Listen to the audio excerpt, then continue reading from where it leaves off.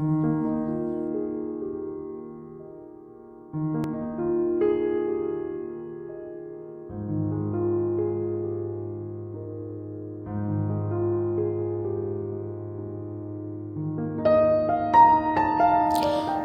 Afternoon friends, welcome back to my channel Shilpi's ফ্যামিলিতে তোমাদের সবাইকে ওয়েলকাম করছি। আশা করি তোমরা সবাই ভালো আছো, আমিও ভালো আছি। আর তোমাদের রিকোয়েস্ট ভিডিও এটা, আমার একটা বোনু রিকোয়েস্ট করেছিল।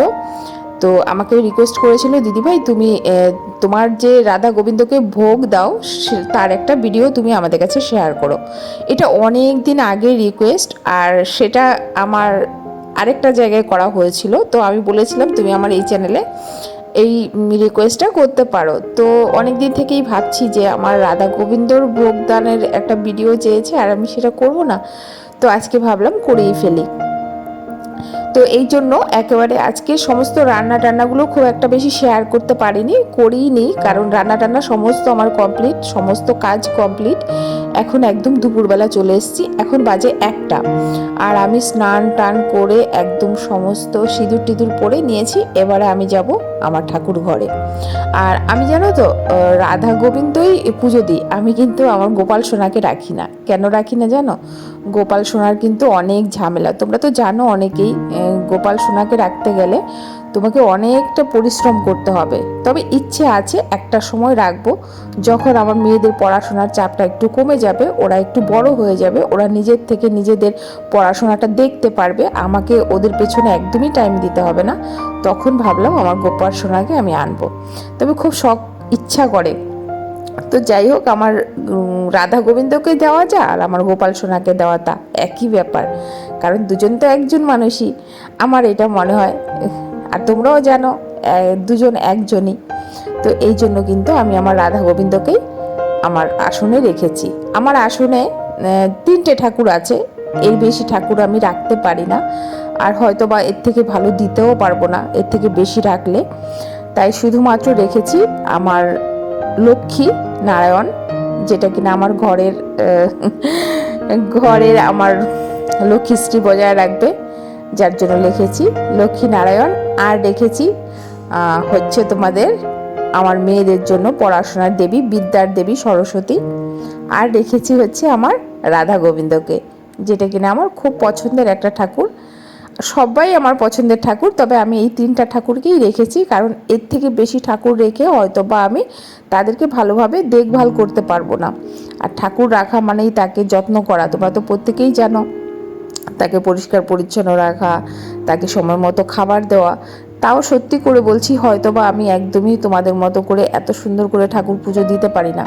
তবে আমি মনের থেকে শ্রদ্ধা ভক্তিতে যেইটুকু দেই, আমার মনে হয় আমার রাধা গোবিন্দ সেটাই গ্রহণ করেন।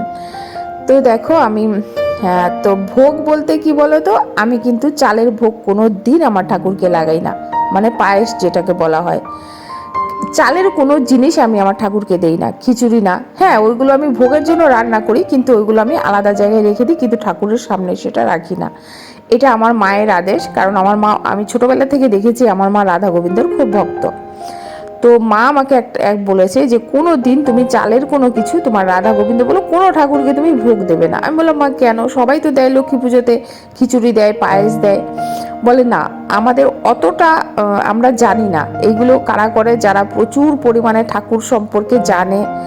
কি বলে মা, বলে ওগুলোকে আদ্য কথা না কি বলে, আরো অনেক কিছু জানে ঠাকুরের সম্পর্কে, মানে তত্ত্ব কথা। তো আমরা ওদের সম্পর্কে কিছুই জানি না, জাস্ট ওদেরকে দেখি আর ভগবান রূপে পূজা করি। আমার ওদের সম্পর্কে কোনো আইডিয়া নেই, ধারণা নেই। কত রকম মন্ত্র আছে যেগুলো পড়তে হয়, এগুলো কিছুই আমার জানা নেই। অতএব আমি মা বললো একদমই তুমি চালের ভোগটা কোনো সময় দেবে না। যারা প্রচুর পরিমাণে ঠাকুর ভক্ত, যারা অনেক কিছু জানে ঠাকুরের সম্পর্কে, যারা ভাবে আমরা ঠাকুরের মানে ঠাকুর রুষ্ট হলে হয়তো বা তাদেরকে শান্ত করতে পারবে, সেই ক্ষমতাটা রাখে, তাদেরই দেওয়া উচিত, তুমি দেবে না। এটা আমার মায়ের কথা। দেখো এর মধ্যে মানে কোনো কিন্তু মতভেদ নেই যে আমি বলছি বলে তোমরা ওইটা বিশ্বাস করো, আমি এরকম একদমই বলবো না। এটা আমার মায়ের কথা যে তুমি কোনো সময় কোনো দানা মানে চালের কোনো জিনিস তুমি কখনোই ঠাকুরের ভোগে লাগাবে না। এই জন্য আমি চাল ছাড়া তুমি সমস্ত রকম দুধের ক্ষীর বলো, মালপোয়া বলো, লুচি বলো, তারপরে ময়দার যেগুলো আর কি, আটা ময়দার সমস্ত কিছু কিন্তু আমি ঠাকুরের ভোগে দিতে পারি বা লাগাই। কিন্তু আজকে অনেক কিছু করতে পারিনি, যদিও শুধুমাত্র করলাম একটু সেমাই আর করছি দুটো মালপোয়া আর একটু লুচি, এইটুকুই আজকে ভোগে দেব। আমি অনেক আইটেম করি, সেটা হলো আমার রাধা গোবিন্দর জন্মাষ্টমীর দিন করি, সেটা করি। তাছাড়াও মাঝে মধ্যে করা হয়, খুব একটা শেয়ার করা হয় না। তো আজকেও ওরকম সিম্পলি কিছু করব, এইটুকু করতে গিয়েই হয়তো ভিডিওটা অনেক বড় হয়ে যাবে, এই জন্য দেখো না আদার্স কিছুই তোমাদের কাছে আমি আজকে শেয়ার করতে পারবো না। তো আমি কিন্তু সবসময় ভোগ কিন্তু ঠাকুর ঘরেই বানাই, ইন্ডাকশানে বানাই। কারণ কি বলতো, এইখানে সব কিছু আমার আলাদা রয়েছে, কোনো কিছুর সাথে কোনো কিছু মিশে যাবে না। আজকে আমি ওই নামটা নিতে চাইছি না, যেটা বলতে চাইছি যে রান্নাঘরে হলে ওইগুলোর মধ্যে লেগে যাবে, কি বলতে চাইছি বুঝতে পারছো নিশ্চয়ই। তো ওই জন্য কিন্তু আমি ভোগটা সবসময় আমার ঠাকুর ঘরেই বানানোর চেষ্টা করি। তো তাও কি বলতো, আমার ঠাকুর ঘরে কিন্তু কারেন্টের লাইনটা ওইভাবে নেওয়া হয়নি, জাস্ট একটা সুইচ বোর্ড তোমার দাদা দিয়েছে ঠাকুর ঘরের জন্য, সেইখানেই আমি ব্যবস্থা করে এইভাবে কিন্তু ঠাকুর ঘরেই করি। আর দেখো আমি না এই তেলটা দিয়ে তো কিছু করতে পারবো না, যার জন্য খুব অল্প তেল দিয়ে কিন্তু মালপোয়াগুলো ভাজছি বলে মালপোয়াগুলো একদমই ফোলেনি। তবে না ফুললেও না, ওই যে বলে না ঠাকুরের ভোগ, সত্যি খুব টেস্ট হয়েছিল খেতে, নুন ছাড়া। আর আমরা তো ভোগ সবসময় নুন ছাড়াই করি, তোমরা জানো, প্রত্যেকেই জানো যারা যারা ভোগ দাও ঠাকুরকে। তো তারপরে এত ভালো হয়েছিল খেতে, লুচিগুলোতেও নুন ছিল না, দেওয়া হয়নি, মানে সমস্ত ভোগে কিন্তু যথেষ্ট সুন্দর হয়েছিল খেতে। তো যাই হোক, তোমরা দেখো। আর আমি আমার রাধা গোবিন্দকে আজকে কি বলো তো, নর্মালি যেইভাবে আমি ঘরে ঠাকুর পুজোটা রোজ দেই সেইভাবেই কিন্তু তোমাদের দেখাচ্ছি, এক্সট্রা কিছু বাড়িয়ে নয়। কারণ এইভাবে যখন আমি ঠাকুরকে ভোগ দেই, আমাকে বুনুটা বলেছিল যে তুমি কিভাবে ঠাকুরকে ভোগ লাগাও সেটাই জাস্ট শেয়ার করবে, আর সেটাই তোমাদের কাছে আজকে শেয়ার করছি। তো তোমরা চলো দেখতে থাকো, আশা করি তোমাদের কাছে ব্লগটা খুব একটা খারাপ লাগবে না।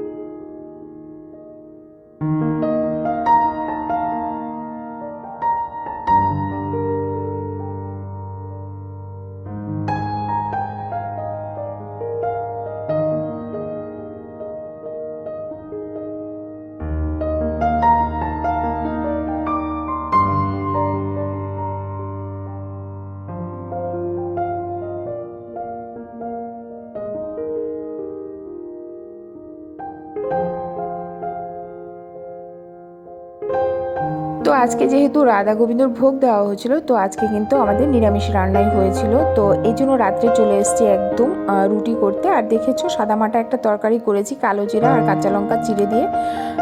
তো দাদাভাইয়ের যেহেতু নাইট রয়েছে, দাদাভাইকে রুটিটা করে দিয়ে দাদাভাইকে আগে দিয়ে দেবো, আমি আর বড় মেয়ে পরে খাবো। ছোটো মেয়ে বললো আমি ভাত খাবো, তো দুপুরের ভাত ছিল, আমি বললাম ডাল গরম করে দেবো আর যে রান্নাগুলো হয়েছে সেইগুলোই ওকে খেতে দিয়ে দেবো। আর আমি কিন্তু যেহেতু সকালে একটু জল বিস্কুট খেয়েছিলাম, সেটা গ্যাস হয়ে যায়, তো একটু না খেলে হয় না, ওইটা খেয়ে আমি কিন্তু পুজোটা দিয়ে এখন আর একটু ঠাকুরের ভোগ প্রসাদ খেয়েছি, আর কিছু খাইনি। এখন একবারে রুটি খেয়ে নেব। আর রুটিতে সত্যিই আমার খুব অম্বল হয়, কিন্তু আজকে যেহেতু একটু নিরামিষ খেতে হবে, রাত্রে আর ভাত ভালো লাগবে না, যার জন্য ভাবলাম রুটি করি। তাছাড়া তোমাদের দাদাভাই না যেদিন নাইট যায় সেদিন একটু রুটি খেতেই ভালোবাসে, তো এই জন্য করে নিয়েছি আমাদের জন্য রুটি। তো ফাইনালি এখানে দেখো সাদামাটা তরকারি হয়েও গেছে আমার। তো গরম গরম প্রথমে তোমাদের দাদাভাইকে দেবো। তো আজকের ভিডিওতে যদি তোমাদের কিছু একটুও ভালো লেগে থাকে তাহলে অবশ্যই লাইক করো, কমেন্টস করো, আর সুন্দর একটু সাবস্ক্রাইব করে দিও প্লিজ, কারণ ওয়াচ টাইম তো তোমরা পূর্ণ করে দিয়েছো, এবার একটু সাবস্ক্রাইব করে দিও, আর সেটা জানি তোমরা অবশ্যই করে দেবে। তো ভিডিওটা আজকে এই পর্যন্ত এন্ড করব। সবাই ভালো থেকো, সুস্থ থেকো, কালকে দেখা হচ্ছে একটা নতুন ব্লগের সাথে নতুনভাবে। ততক্ষণে সবাইকে বলবো শুভরাত্রি, সুন্দর থেকো, সুস্থ থেকো, পরিবারকে নিয়ে ভালো থেকো। Good night.